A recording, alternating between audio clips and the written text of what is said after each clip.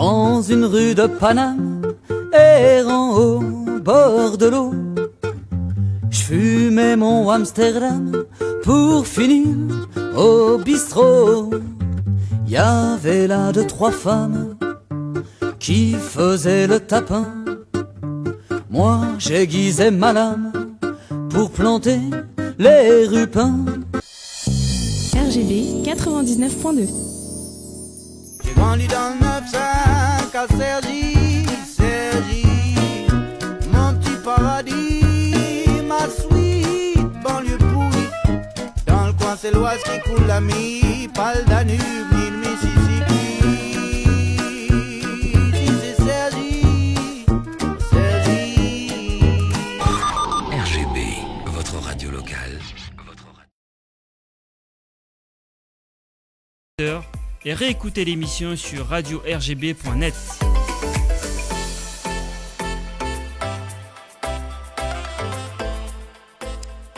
C'est parti pour le 9e numéro du 100% football amateur sur RGB 99.2 FM, l'émission qui rassemble tous les amoureux du ballon à Cergy donc et nulle part ailleurs. Chers auditeurs, auditrices, les titres de ce soir: du terrain au bureau pour Alexandre Welinski, 12 ans, à faire vivre le club de Grollet. Qualification mémorable d'une départementale 1 sur une nationale 3 au 6e tour de Coupe de France. Fleury, le club qui avance sans faire de bruit avec Grégoire Lefebvre. Pour m'accompagner, je vous présente ma team 2 étoiles. Mehdi Oudni, comment vas-tu Mehdi ? Très bien, toujours Farid. Toujours un plaisir de venir échanger. C'est vrai, merci encore. Ben Ali, sur ta gauche, comment vas-tu Ben ? Ça va. Tout va bien ? Tout va bien. Bon, en tout cas, merci messieurs d'être à mes côtés. Voici le programme, mesdames, messieurs. Le 6e tour de la Coupe de France a réservé une surprise de taille ce week-end, offrant à l'Étoile Bobigny départementale 1, soit le 9e échelon du football français, une qualification mémorable. On en parle dans la page résultat avec une pluie de buts en Coupe de France. Joueur de Chon hier, Alexandre Welinski continue de faire vivre le club de Grollet sous d'autres casquettes aujourd'hui. Éducateur, trésorier, vice-président, puis président, rôle qu'il occupe désormais depuis pour sa 12e saison. C'est Culture Foot en seconde partie d'émission. Bienvenue à ce micro, Alexandre. Merci Farid, très content d'être ici ce soir. Merci Alexandre. 31 ans, 174 matchs de Ligue 2 et un choix assumé, celui d'un projet discret mais solide. Au Fleury 91, Grégoire Lefebvre retrouve le plaisir d'un football sans strass ni pression. Dans un club que beaucoup continuent de sous-estimer, c'est notre invité interview ce soir. Il sera avec nous téléphone en fin d'émission. Il est 19h, bientôt 4. Le 100% football amateur sur RGB 99.2 FM, c'est maintenant. Soyez les bienvenus. Le 100% football amateur, les résultats. Alors messieurs, Ben et Mehdi, retour sur 10 rencontres du 6e tour de Coupe de France en région parisienne. Plusieurs matchs acharnés comme on les aime. Je rappelle quelques résultats. Sarcelles a perdu de peu contre Paris 13 Atlético sur son terrain, 3-2. Fleury, par contre, elle l'a emporté largement 6-1 sur le terrain de FC Argenteuil Régional 3. Dans le choc 100% National 2, le Lusitano Saint-Maur a battu au pénalty Créteil, 4-2. Il y avait un partout au temps réglementaire. La GIA Drancy est partie l'emporter sur le terrain du FC 93, 1-0. Cergy-Pontoise a fait de son mieux, a perdu avec les honneurs sur son terrain face à Torcy National 3, 1-0. Et on aura d'ailleurs le coach Madji au téléphone dans quelques instants. Sur le derby des Colombes, Racing a battu facilement la Colombienne 3-0, tout comme la Villeneuve-la-Garenne sur son terrain sur Mitry, 3-0. Ivry Football National 3 est parti l'emporter sur le terrain de Colombes, 3-2. Match également serré entre Montreuil-sous-Bois et Mantois, Régional 1, 1 but partout au temps réglementaire, et les locaux l'ont emporté 4-1. J'ai bientôt terminé. Aubervilliers l'a emporté facilement sur son terrain 3-0 sur Melun. Et donc, après les Ulysses, un nouvel exploit de l'Étoile Bobigny départementale 1 l'a emporté sur l'Inas Montlhéry, National 3, au tir au but, 4-2. Il y a eu un partout au temps réglementaire. Donc, sacrée performance de Bobigny, de l'Étoile Bobigny. Mehdi, pour commencer, un avis sur ces résultats ? Il y a très peu de surprises. Bon, pas de club valdoisien au prochain tour. Et effectivement, quand on voit Bobigny qui sort d'Inas Montlhéry, et on a lu sur leur réseau, l'Inas Montlhéry l'a très mal pris. C'était marqué honte à vous par rapport au match. Et généralement, on va dire, la logique est respectée généralement, mais là, c'est une totale surprise et félicitations. Et c'est pas la première, parce qu'au tour précédent, ils avaient battu les Ulysses. Félicitations au groupe de Bobigny ainsi qu'au coach qu'on connaît un petit peu. Donc, bonne route. Et puis, on va voir au prochain tour s'ils peuvent tirer une Ligue 2. Je pense que ça pourrait leur plaire. Exactement. Ben, je te laisse la parole sur ce 6e tour de Coupe de France. Comme vous le disiez, la logique a été globalement respectée. Après, on tend l'oreille un peu sur ce qui se passe. On voit que pour le prochain tour, il y a 4 clubs de D1 qui sont encore qualifiés.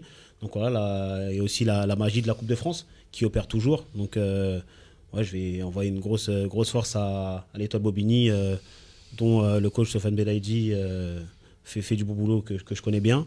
Et puis, pas de valdoisien, mais de ce que j'ai entendu, Sergi fait quand même une belle partie contre Torcy, en tout cas dans le contenu. Donc comme tu as dit, c'est une sortie avec les honneurs et c'est important aussi de bien représenter. Et ça tombe bien, nous avons le coach en direct, Madji au téléphone. Allô ?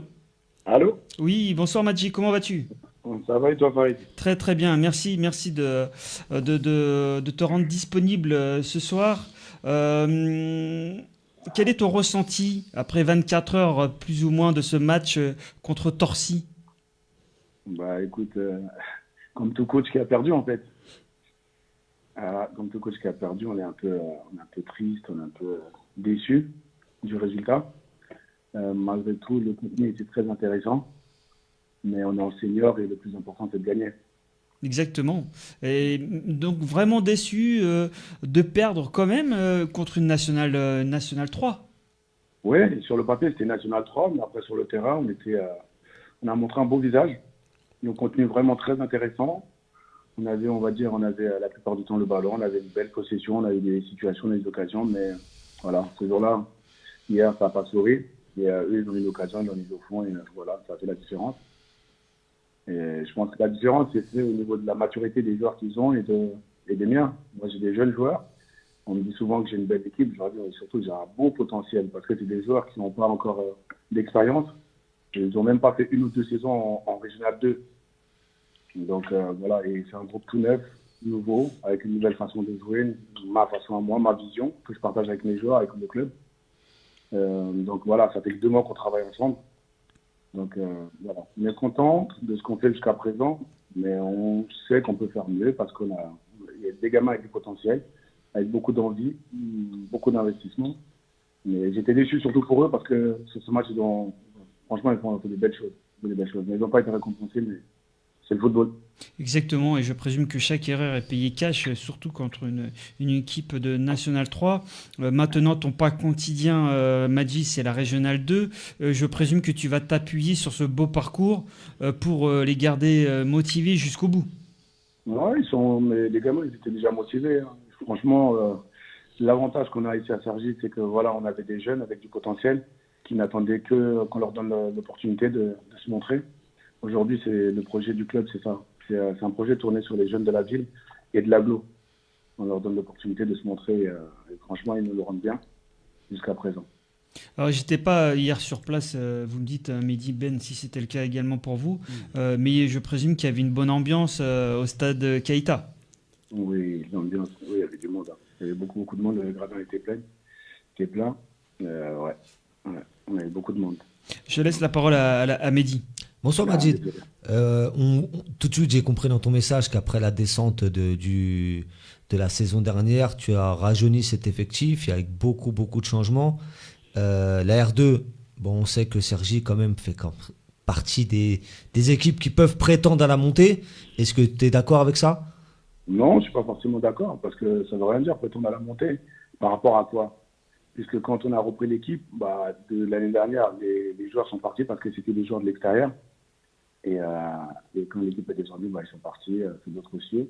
On a dû tout recommencer à zéro pratiquement. Je crois qu'il reste 3 joueurs de l'année dernière. Donc rebâtir un effectif, un staff nouveau, un effectif nouveau et surtout très très très jeune. Très jeune, très jeune. On sait que l'expérience, c'est ce qui a... Ça n'a pas de prix en fait, l'expérience. Sinon, tous les clubs pro feraient jouer leur centre de formation ou leur équipe réserve. Mais on sait que l'expérience, c'est quelque chose qui ne s'achète pas. Ça ne pas, c'est avec du temps, c'est avec du vécu comme ça qui va faire que ces gamins-là vont grandir.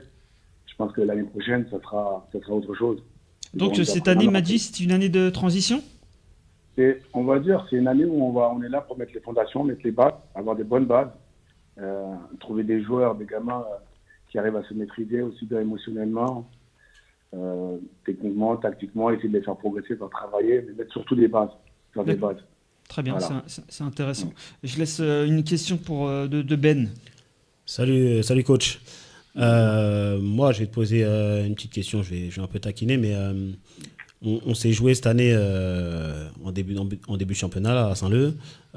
J'ai vu le résumé contre Sartrouville. J'ai eu beaucoup d'échos sur le match d'hier.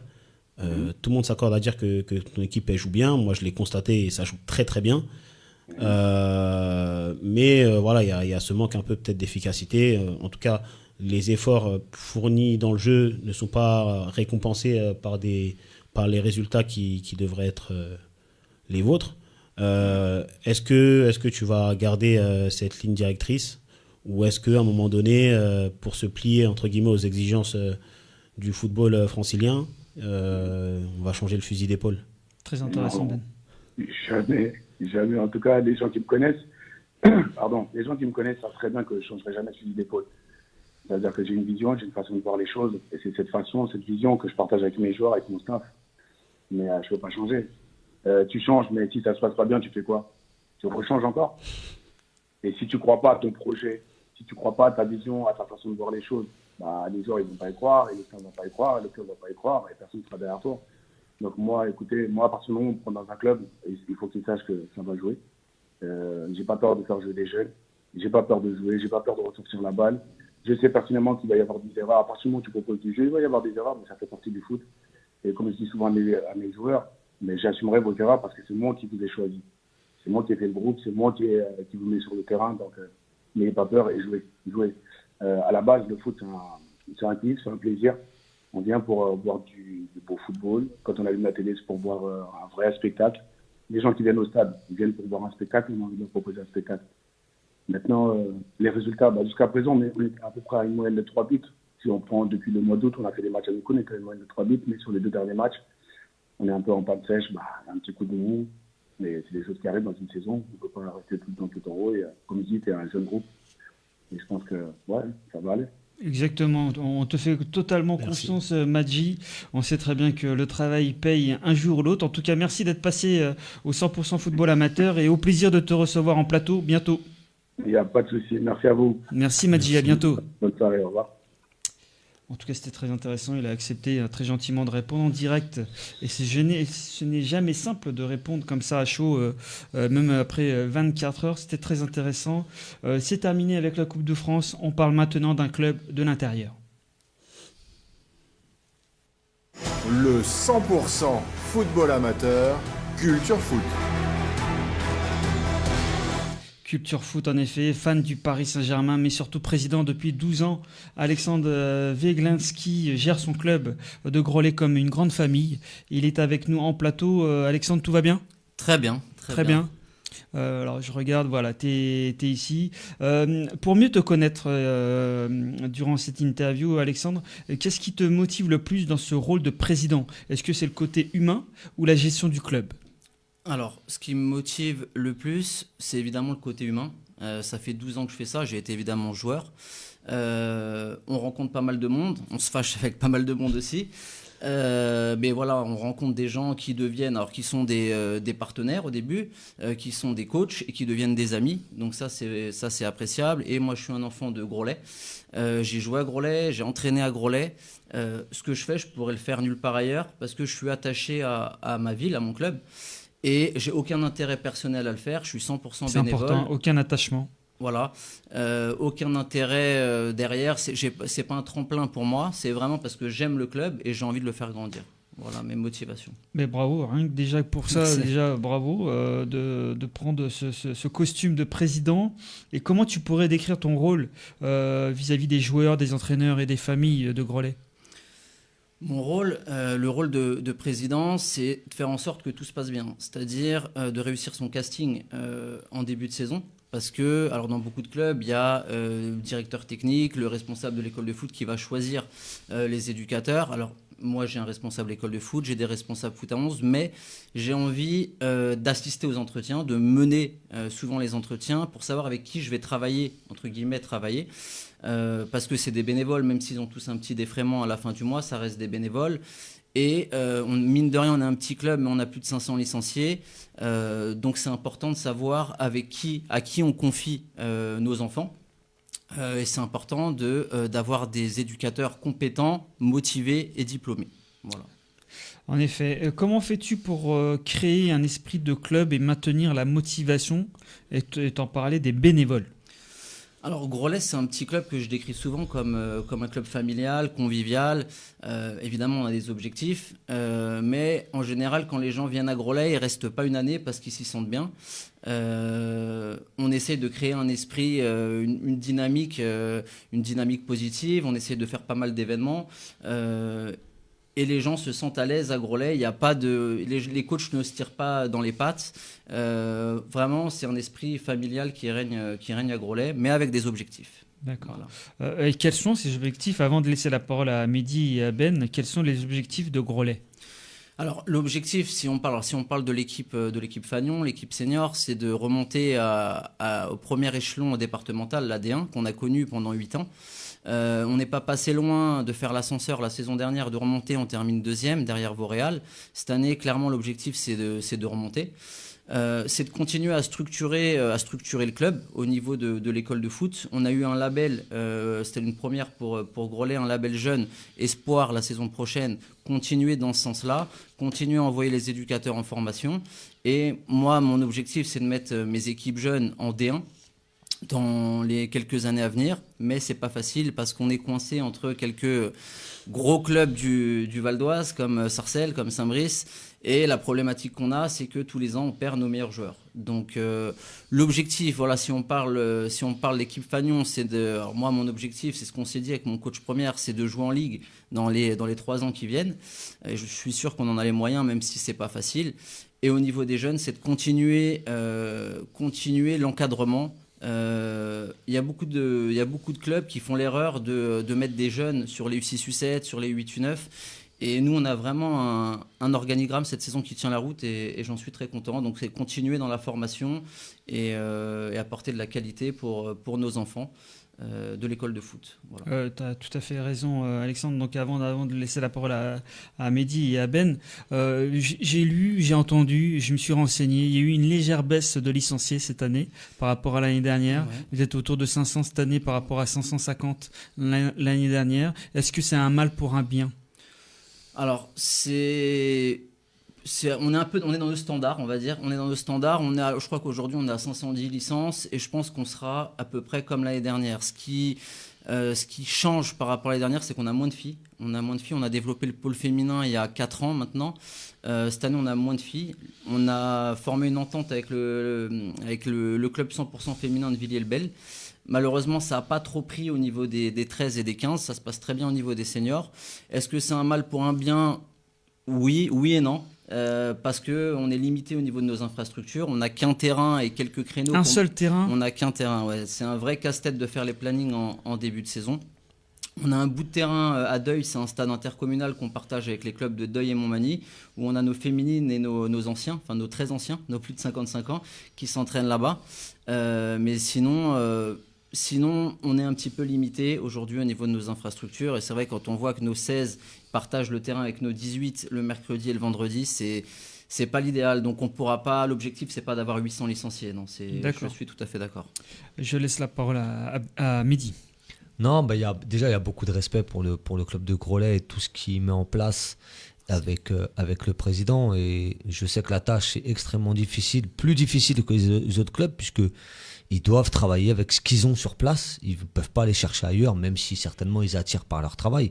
Mais avec un seul terrain, je pense que Alex fait le nécessaire auprès aussi de la commune pour que justement les vestiaires, avoir un peu plus de place et un nombre de vestiaires un peu plus correct. Un autre terrain, je pense que ça ferait pas de mal sur la petite butte en haut là. Je pense que ça ferait pas de mal. On est bien d'accord. Il se bat au quotidien pour ses éducateurs, pour les joueurs du FC Groslay et mettre ça en place. Les bénévoles, on en a parlé il y a très peu de temps, Farid, il y en a plus énormément. Donc Groslay, oui, c'est une grande famille, j'en suis persuadé parce que je les ai affrontés plusieurs fois et quand tu vas là-bas, c'est toujours un plaisir d'y aller, tu es toujours bien accueilli, toujours le sourire et ça, faut aussi le noter. Donc des clubs comme ça, j'ai plus envie de dire ils ont beaucoup de mérite parce que c'est vraiment, ils ont la tâche difficile. Et Alex, on se croise assez souvent pour en parler. Et lui, il baisse jamais la garde et il montre toujours l'exemple. Je sais qu'il est aussi sur les terrains, président, entraîneur. Son frère aussi vient donner un grand coup de main. Et voilà, s'il en est là au jour d'aujourd'hui, j'espère que ça va continuer comme ça. Et que, de toute façon, des clubs comme ça, j'ai énormément de respect parce que on en a besoin aussi. Et puis, le football, c'est pour tout le monde. Il n'y a pas que les clubs là-haut. Exactement. Alors, pour résumer un peu ce qu'a dit Mehdi, est-ce que le poste de président est un poste un peu ingrat par rapport au temps que tu vas passer sur le terrain parce que je présume que t'en passes énormément sur le terrain, même si tu dois peut-être déléguer. Mais par rapport à tout le temps passé, est-ce que tu as le rendu de la part des familles, des parents, ou je sais pas ce que tu recherches, je présume aussi. Alors déjà, merci Mehdi pour ce que tu viens de dire, c'est très sympa de ta part. Alors, je le fais pas, moi, honnêtement, pour la reconnaissance, sinon j'aurais arrêté depuis bien longtemps. Ça fait plaisir de temps en temps, un merci, un bravo, mais c'est pas ce qu'on recherche en tant que président. Moi, vraiment, mon objectif premier, c'est de faire grandir le club. Parce que j'y suis très attaché. Comme je le disais, j'ai commencé en U6, U7. Alors ça s'appelait débutant à mon époque. Mais voilà, le fait de voir grandir, il y a quelques années, on était 300 licenciés. Aujourd'hui, on est 550. Quasiment le double. Quasiment le double. On a reçu une distinction de la FFF. On essaye de faire des choses... On se structure petit à petit et c'est vrai que ça m'arrive de mettre le survêt et d'organiser un plateau par exemple à Groslay parce qu'il y a un éducateur qui va manquer, ça m'arrive d'arbitrer les jeunes le samedi matin, mais ça me plaît et mon petit kiff, pardonnez-moi du terme, c'est d'aller voir mes seniors et mes équipes jeunes le week-end. L'objectif premier, c'est de m'assurer en semaine que tout se passe bien, que tout est calé pour le week-end. Une fois que la semaine est passée, le week-end, normalement, on peut souffler et regarder un petit peu ce qui se passe et prendre du plaisir à regarder les équipes. Voilà. Bon, je te laisse souffler un petit peu et je redonne la parole à Ben. Non, mais c'est très très bon échange là, depuis tout à l'heure. J'ai noté pas mal de choses, notamment concernant le secteur concurrentiel dans lequel vous êtes géographiquement. Pas simple.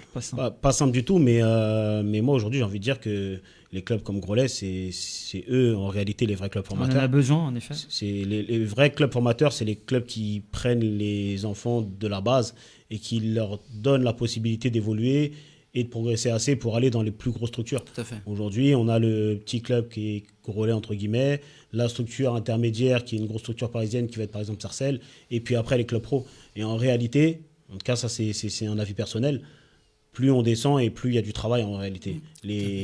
Les clubs du dessus, ils récupèrent des produits déjà plus ou moins finis. Et donc, le travail il est un peu plus simple. Et voilà, donc, grand chapeau pour ce qui est fait. Après, j'ai noté une phrase où il y aura peut-être un petit point de débat sur les jeunes, les coachs jeunes en école de foot. Donc j'ai cru comprendre qu'à Groslay, le choix c'était de mettre plus d'adultes, peut-être un peu moins de jeunes. Est-ce qu'en réalité, moi je vais prendre mon cas personnel, j'ai commencé, j'avais 14 ans, aujourd'hui j'en ai 36 et j'ai jamais arrêté depuis. C'est vrai que ça donne pas forcément une image très sérieuse auprès des parents qui aujourd'hui sont très demandeurs. Mais est-ce qu'en qualité, on n'est pas mieux avec des jeunes qui sont eux-mêmes dans un cursus de formation avec des éducateurs diplômés en 16, en 18, etc., plutôt qu'avec des gens peut-être plus âgés, mais qui n'auront pas ce recul, pas cette formation, et qui vont peut-être avoir une méthodologie plus à l'ancienne. C'est un débat que je pose. Il y a un décalage vis-à-vis de la jeunesse. Alors, moi, je suis totalement favorable aux jeunes, et moi-même, j'ai été éducateur, et j'ai commencé très jeune également. Moi, l'idée, en fait, c'est d'avoir un éducateur aguerri. Alors, j'ai parlé plutôt des U6, U7 et des U8, U9.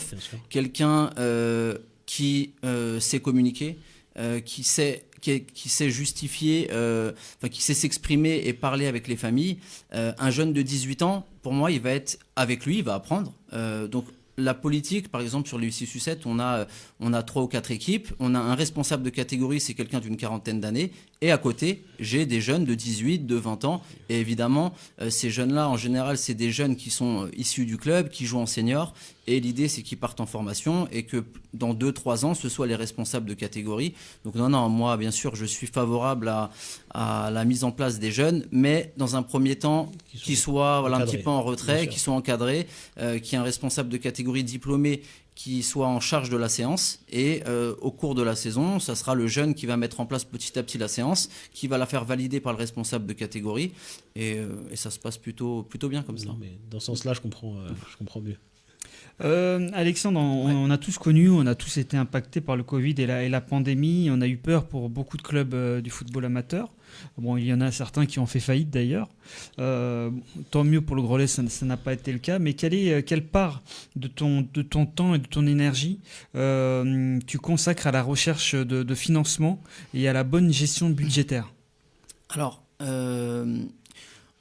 aujourd'hui, sur la partie financement, on a la subvention communale, la subvention de la mairie, on a la subvention du département, et derrière, c'est des appels à projets.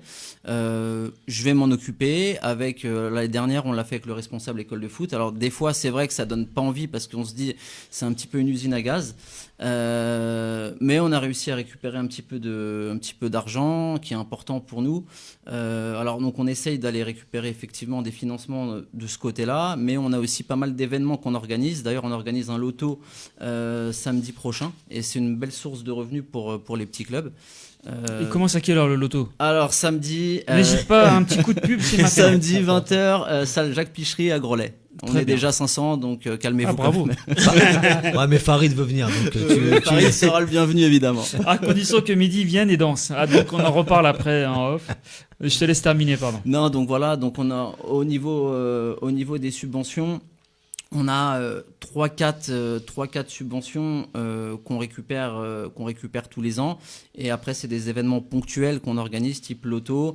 On organise évidemment des tournois, des stages, différents événements classiques qui nous permettent de boucler notre budget en fin de saison.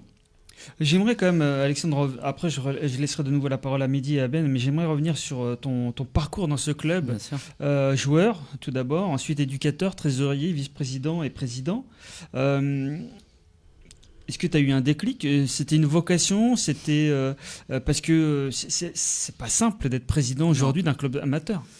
Surtout que quand je prends la présidence, là, j'ai 39 ans aujourd'hui, j'ai 27 ans. C'est pas du tout dans mes plans de prendre la présidence d'un club, surtout que j'ai un métier, moi je travaille dans l'expertise comptable qui me prend beaucoup de temps. Le président de l'époque, j'étais vice-président, donc il me tend un petit peu la main en me disant que tout le monde me connaît dans le club et qu'il n'y a que moi qui peux le faire. Bon, donc au bout d'un moment j'accepte, mais je me dis que ça va durer 1 an ou 2.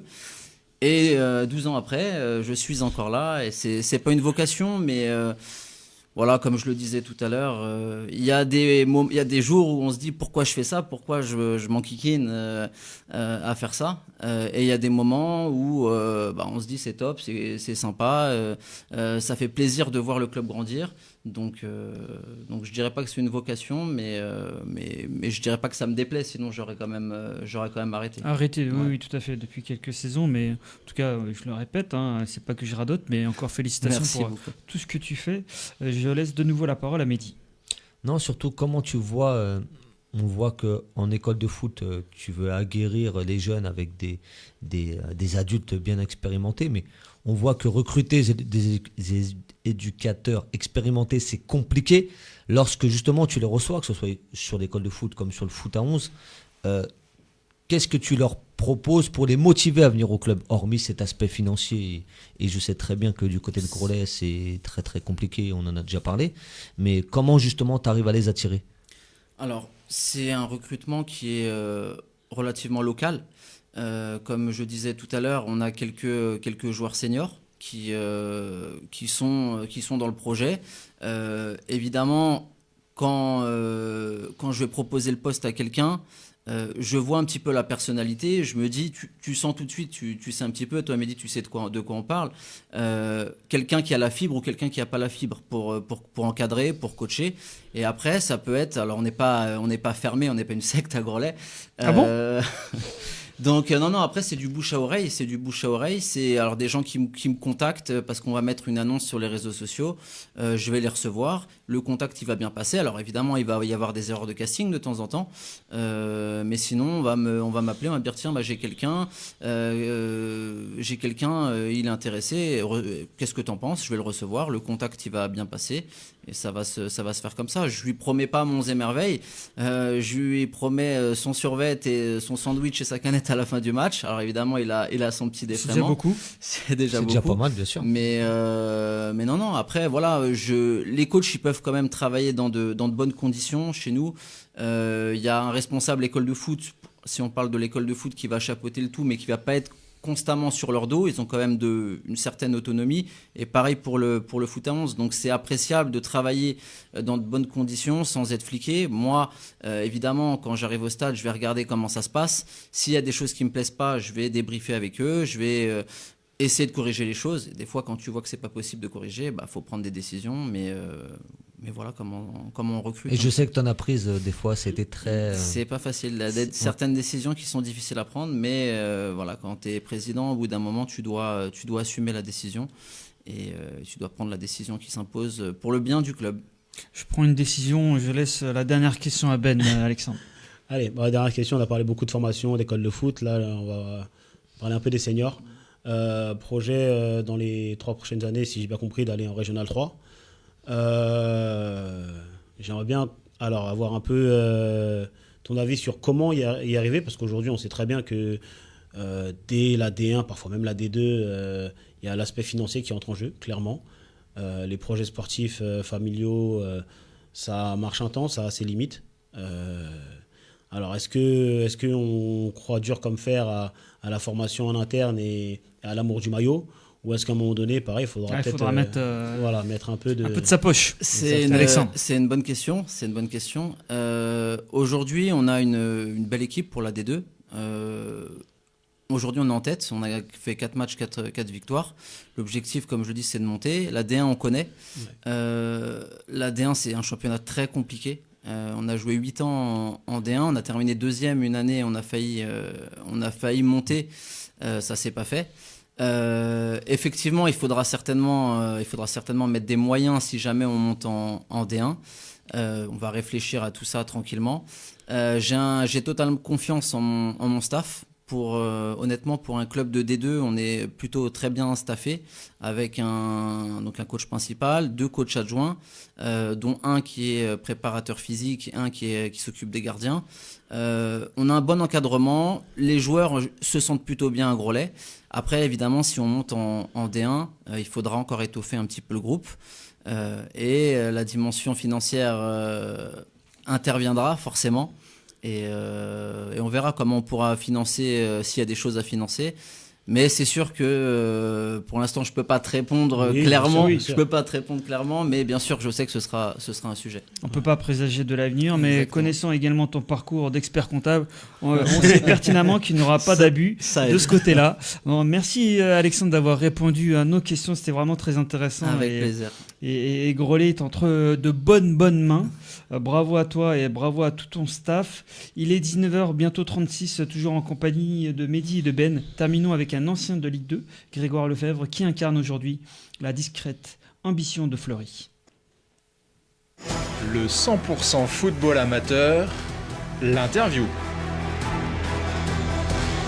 Il a choisi de rejoindre Fleury, un club discret mais ambitieux de national, polyvalent et expérimenté. Nous avons plaisir d'avoir au téléphone Grégoire Lefebvre. Allô ? Allô, oui, bonsoir à tous. Bonsoir Grégoire, tout va Bonsoir. bien ?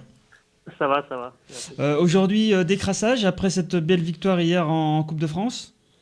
C'est ça, une petite séance pour redémarrer la semaine. Exactement. En tout cas, de nouveau, félicitations pour cette qualification. Au prochain tour, il y a l'entrée en lice des clubs de Ligue 2. Et tu as connu d'ailleurs la Ligue 2 et plusieurs clubs historiques comme Auxerre, Nancy ou le Restart. Qu'est-ce qui t'a convaincu de rejoindre un club a priori plus discret comme Fleury ? Juste avant, moi j'étais à Versailles pendant 2 saisons.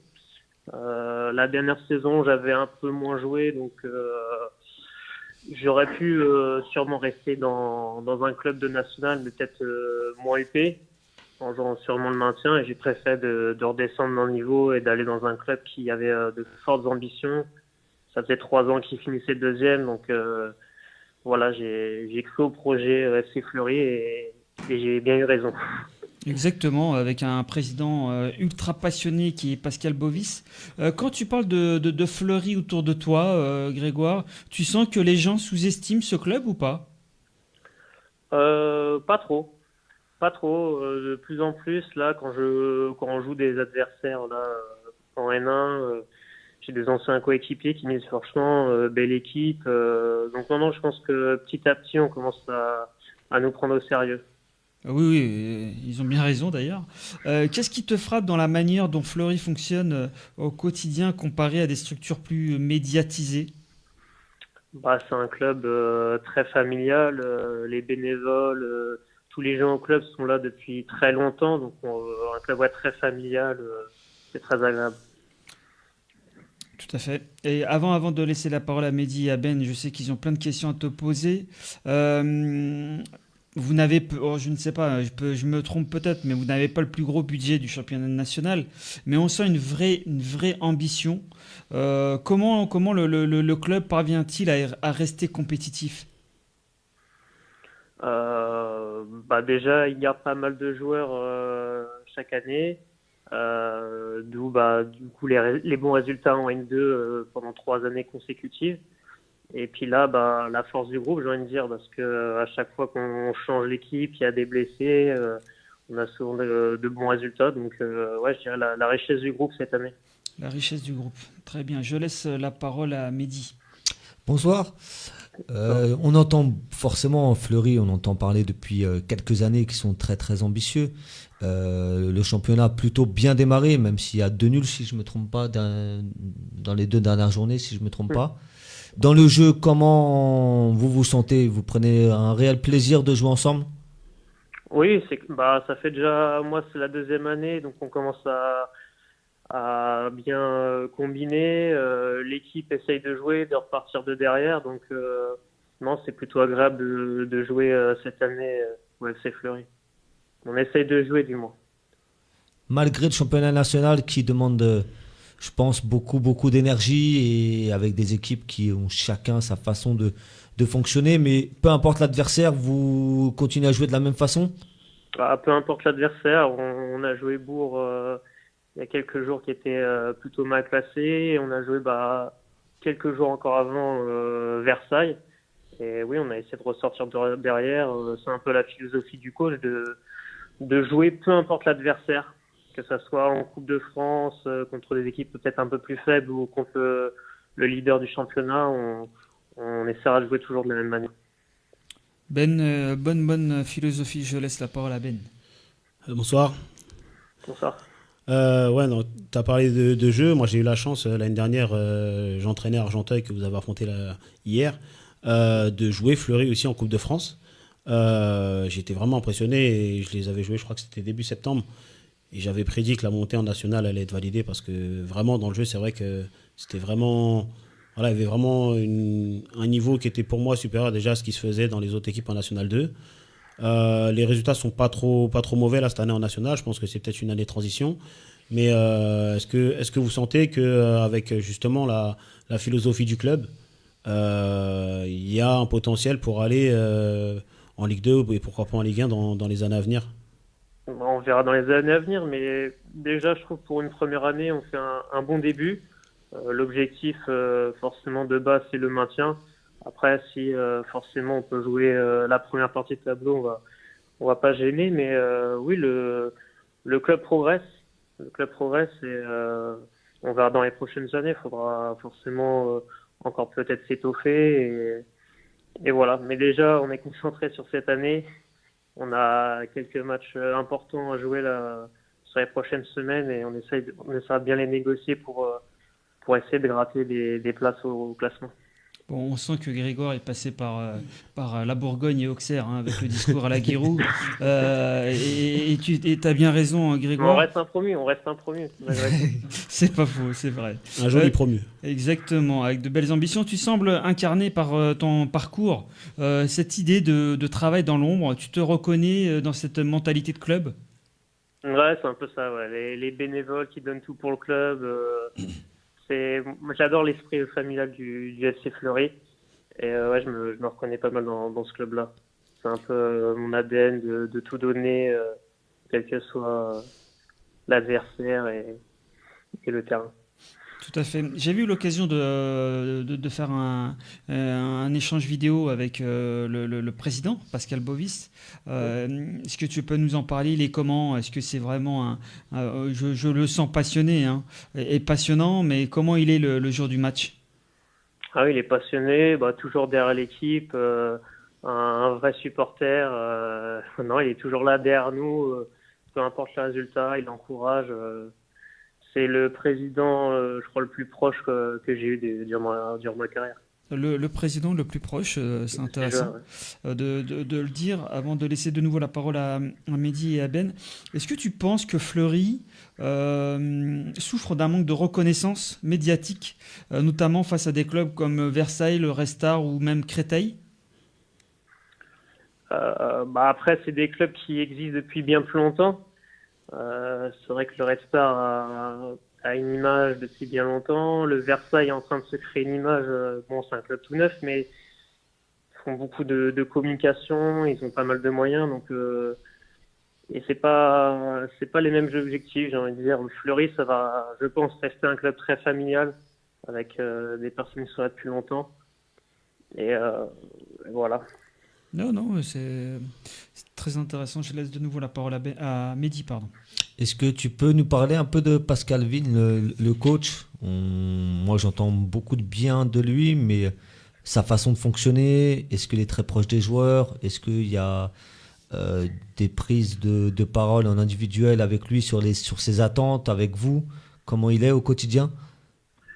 Au quotidien, il est plutôt proche de ses joueurs.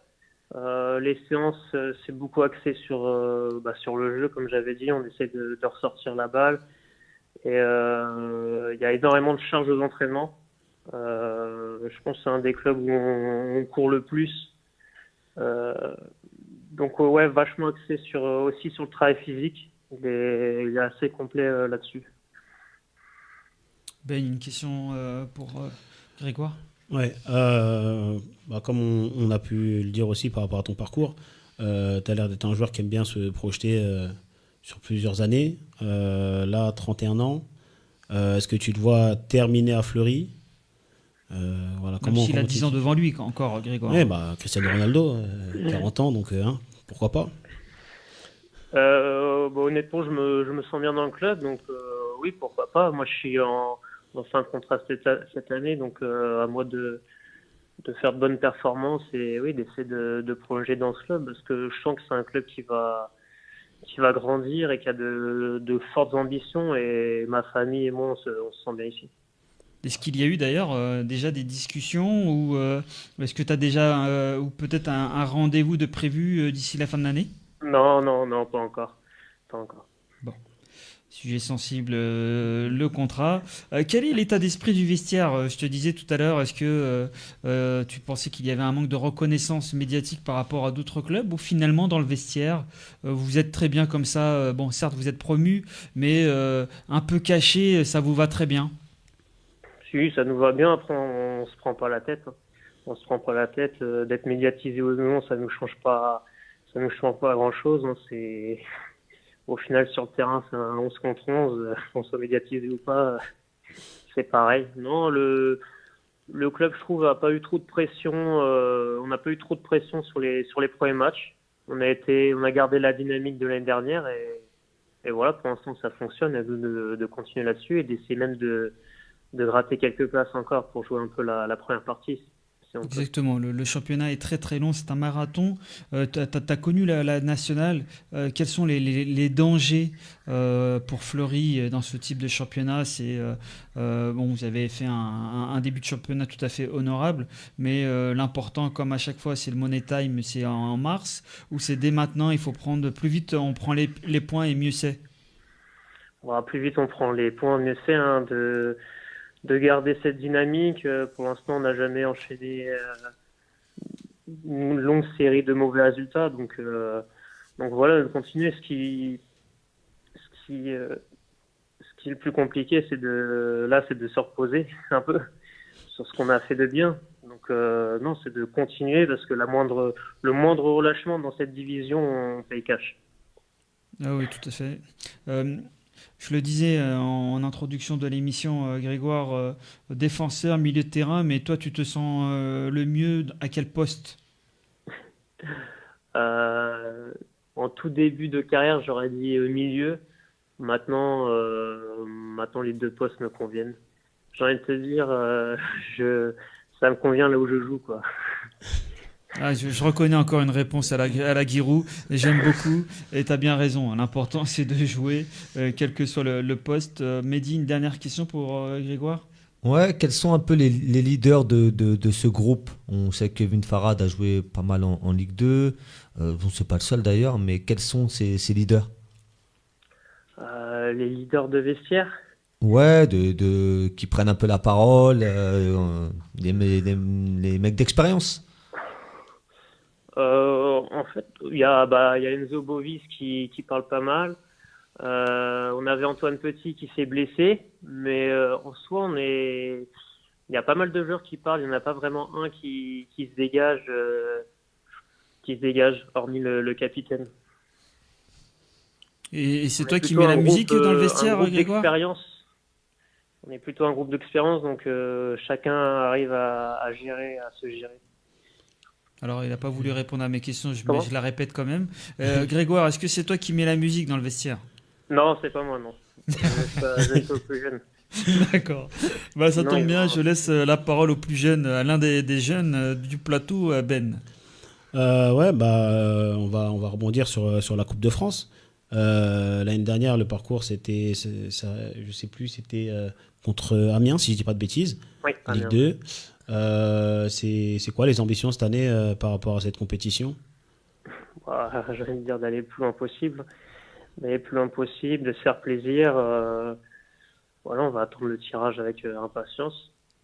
Moi, j'ai déjà vécu une finale avec la GA, ouais. Donc j'espère refaire un beau parcours là cette année avec Fleury. Pour continuer sur le sujet de la GA Auxerre, c'est vrai qu'on parle de la formation, on parle souvent de Giroud. Qu'est-ce que tu gardes comme souvenir de ce passage en Bourgogne? Un club un peu familial, à plus grande échelle. À plus grande échelle forcément, mais c'était un club familial où les coachs, c'était souvent des anciens joueurs. Moi j'ai eu Rafael Guerrero, Jérémy Spender, Christian Hena, des anciens joueurs de la GA, donc c'était un grand club familial. Oui, en effet, exactement. Et tu te voyais donc, je ne sais pas s'il y a eu un déclic avant ou au moment où tu arrives à l'AG Auxerre, mais pour toi, c'était évident de devenir joueur professionnel? Alors j'ai toujours cru en moi, mais C'est important. quand j'arrive directement à l'AGA à 14 ans, je vois une différence physique énorme avec les autres, où moi je suis tout petit par rapport aux autres. Donc forcément, ça m'a fait un peu douter, mais j'y ai toujours cru. Et au final, bah, j'ai fait le cursus entre guillemets normal. Je n'ai jamais été surclassé. Il y a pas mal de coéquipiers qui ont signé pro 2 ou 3 ans avant moi. Comme moi, je suis de la génération de Sébastien Allaire, Walio Meite, voilà, génération 94, Raphaël Calvé. Puis moi, j'ai signé à la fin de mes années stagiaires pro. D'accord. Donc, j'ai fait un cursus entre guillemets normal, sans brûler les étapes. Oui, bien entouré de par les noms que tu viens de nous mentionner. Et je terminerai par cette question, Grégoire. Je pense que tu gardes un regard bienveillant sur le Restart. Le Restart fait un championnat pas mal du tout en Ligue 2. Est-ce que tu étais toujours en contact avec eux? Est-ce que la place du Restart est forcément en Ligue 1 ou il faut le laisser grandir? Alors, j'ai plus trop de contact avec le Red Star, et forcément, c'est un club que j'ai adoré. J'ai adoré jouer là-bas, à Bauer. Il y a une vraie identité là-bas, donc ouais, ça serait un kiff de les voir en Ligue 1. Un kiff, un troisième club de région parisienne en Ligue 1, ouais, ça serait top. Ça serait pas mal par rapport aux autres capitales européennes. Le public, les infrastructures, la stabilité, tu as le sentiment que Fleury grandit dans l'ombre, mais avec des bases solides?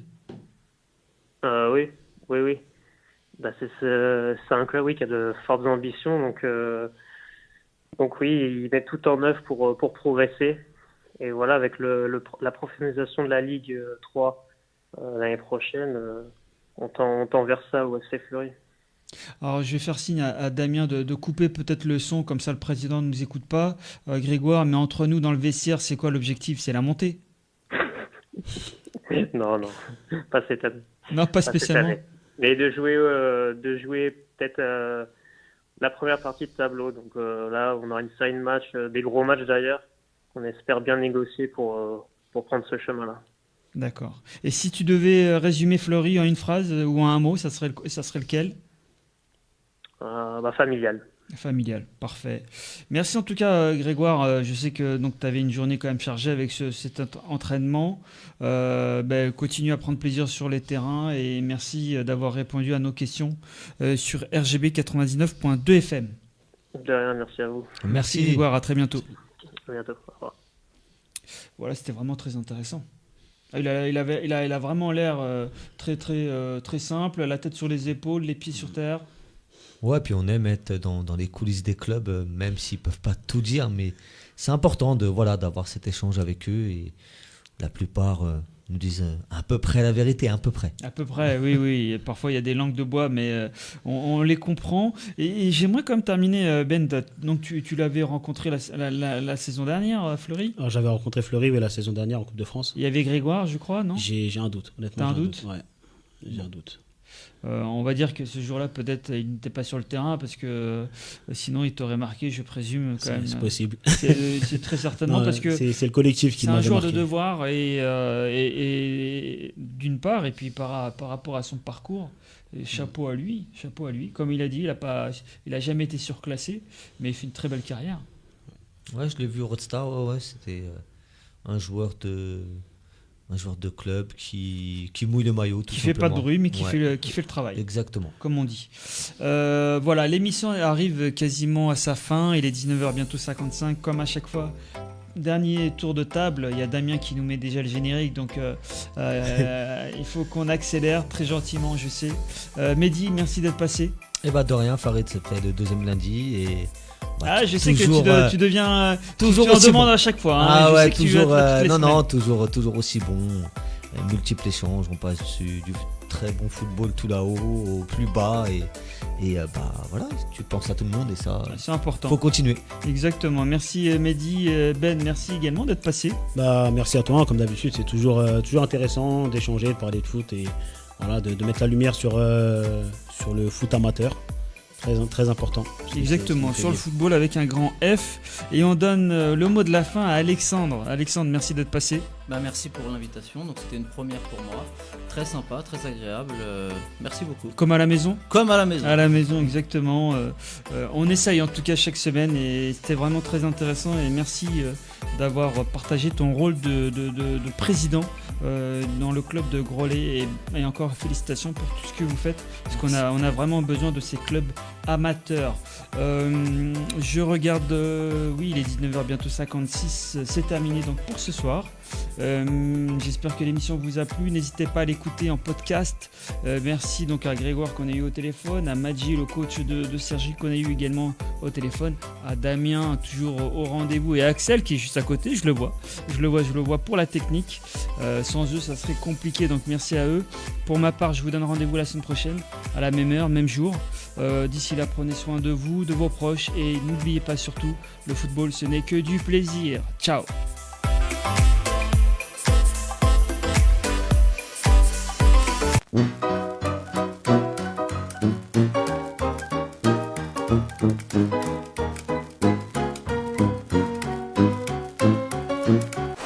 RGB, en direct de Cergy-Pontoise, 99.2 FM.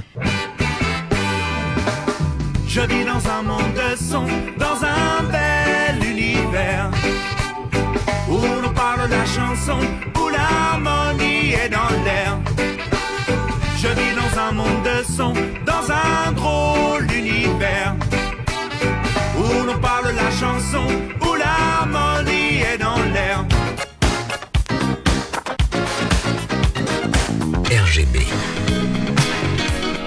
votre radio locale, 99.2.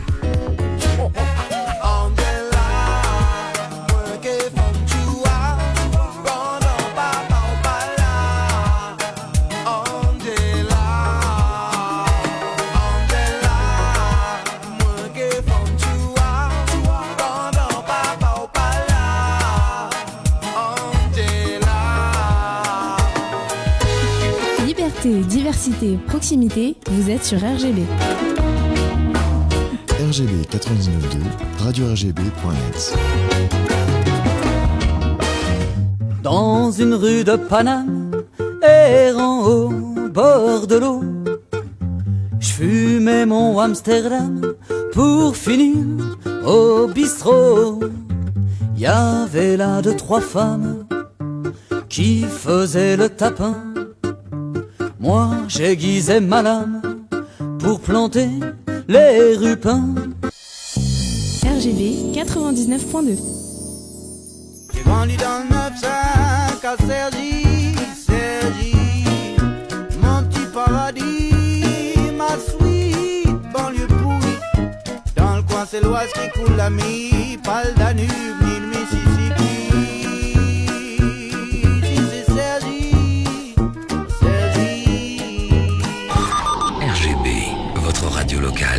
Votre radio locale sur 99.2.